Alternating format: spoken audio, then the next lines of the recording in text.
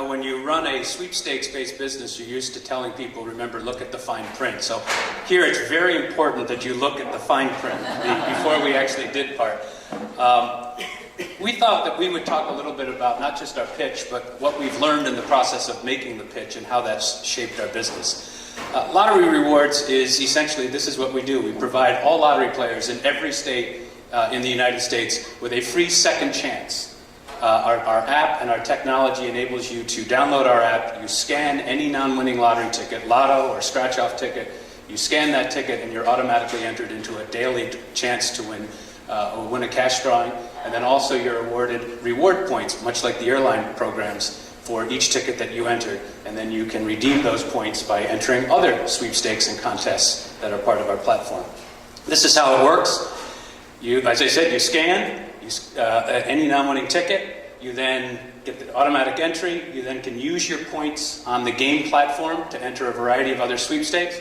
Also on the game platform are a series of monetized games that the customer can actually access and pay us. That's how we make our money. And then you have more additional chances to win, all in a digital format. Here are the attributes of our company. It's a huge addressable market. 150 million Americans regularly purchase lottery.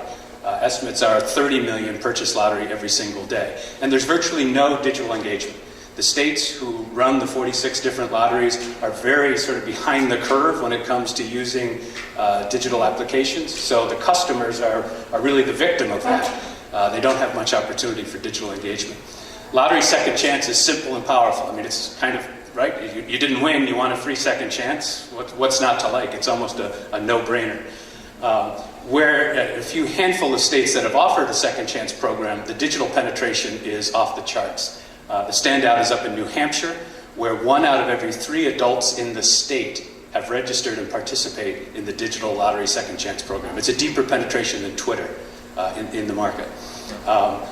In our case, because the solution is so simple and so resonant with so many people, it manifests itself in a very low CAC. We're able to acquire a registered user for less than $1 per acquisition, which is very, very low. Of course, it's an entirely digital program.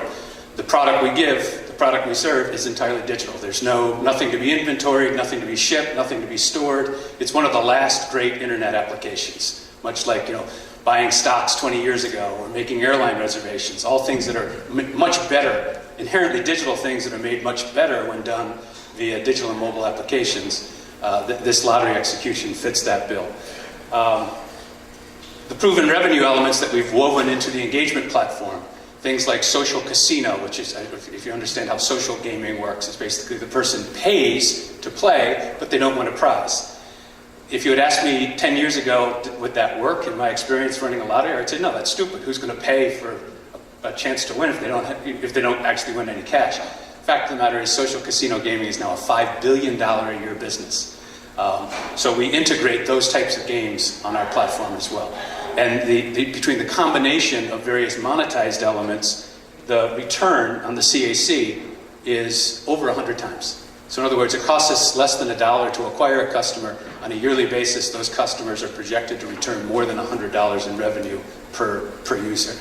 And of course, we've made sure to protect ourselves all throughout the process. So between very aggressive sort of patent processes, we've made sure to erect competitive barriers behind us. So with all these attributes, this is going to be off the charts, right? It's a stunning success, a no-brainer.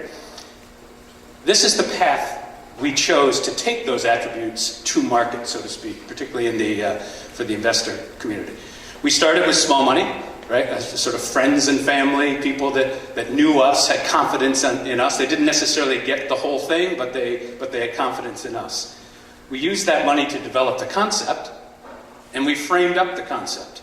Then we took the concept to outside investors. We went up the money chain, so to speak. And the pitch was, we'll use your money to create the big community. And then that will get the business going. Make sense? Doesn't really. This just illustrates. We got some partners along the way. These were all the points we made to sell this plan, so to speak. And this, for the better part of 8 months, this was the path that we were on. Why did we choose that path? Well, the theory, if you build it, they will come. We were so focused on the huge addressable market. We just, that was the main selling point. 150 million consumers who aren't doing something that we know that they will do if given the chance, right? It's safe. This type of path is safe because you're using someone else's money, right? And you're sort of avoiding having to go to the actual market and actually put your concept at risk of failure, right? So you're selling the concept rather than actually selling the business. And just the overall mindset was kind of, we had read things, this is how Pinterest scaled. This is how Instagram, you get caught up in reading Entrepreneur Magazine and Fortune and Forbes. And, the story was you make big money by raising big money. That's how you make it big in the digital community, right? It's going out and raising big money. You don't have to make money. You don't have to have revenue. It's all about, raising big money. That's how the entrepreneur gets rewarded by making big money, right? Even with all those attributes, each one of them is absolutely true. That was the response to the path that we had chosen. Why? The market changed. The unicorn bubble, the idea of these billion-dollar valuations that didn't really have, any real revenues yet. That has burst as clearly and as dramatically as the dot-com bubble burst back in the year 2000. So the market changed fundamentally, and it's changed very, very rapidly. The old rules of business apply again. That sort of interim period of crazy valuations without real solid business underpinnings. You don't make big money by raising big money. You make money by serving customers, right? And the market for capital is now telling us that. What we realized is the market is always in flux. Our original revenue model was based on big data and eyeballs, right? We said, okay, we're going to gather all these people. We have this proven capture mechanism. We're going to gather millions and millions of people, and then we're going to monetize by selling advertising or using the data and selling back to the lotteries, right? Made sense. It would have been an awesome business model if this was 2010 or 2011. In 2015, 2016, the ad model, eyeballs are dead. Nobody's buying, nobody's investing in those types of ad models anymore, right? We only learned that after we took this to market, right? Another mistake that we made is we didn't properly align where we were in the stage of our business with the relative investor segments. We were blessed and cursed with a very high-powered board of directors.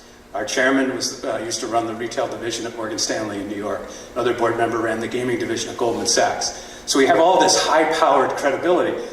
But the fact is, these were people used to being, doing big deals, big money, big concepts, big markets. That was the whole premise of our business, right?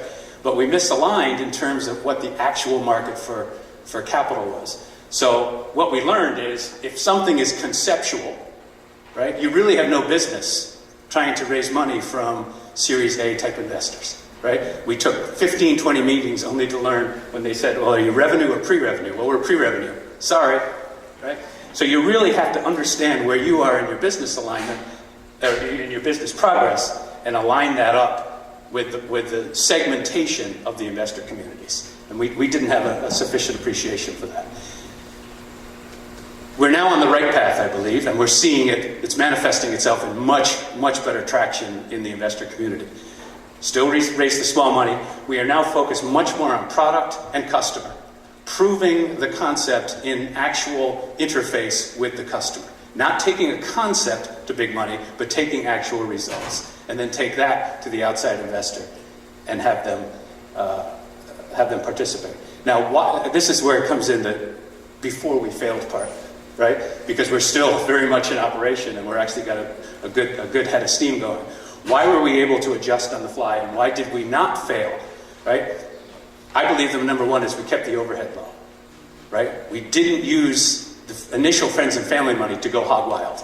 We didn't overspend. I am a very conservative person by nature. This is where my upstate roots really served us well, is because we kept the overhead low so that we were able to pivot and still survive while we had to make fundamental changes. And the flexibility and the ability to pivot is very key. The other thing is we listened while we pitched. We didn't just go out there to tell investors, we've got this all figured out. Invest in us. We started listening, and they started telling us what we needed to be in order to position ourselves to get what we needed for them, which is their money. You know, it's an axiom, but it's true. You learn while you burn. So while you go through, while you burn your money, you have to be constantly learning, and the key is to be listening all the time. And if you keep your overhead low and your ears open, you have that opportunity, we believe, to pivot, to get on the correct path that hopefully will lead to the success that the attributes of the concept should indicate. And that's it.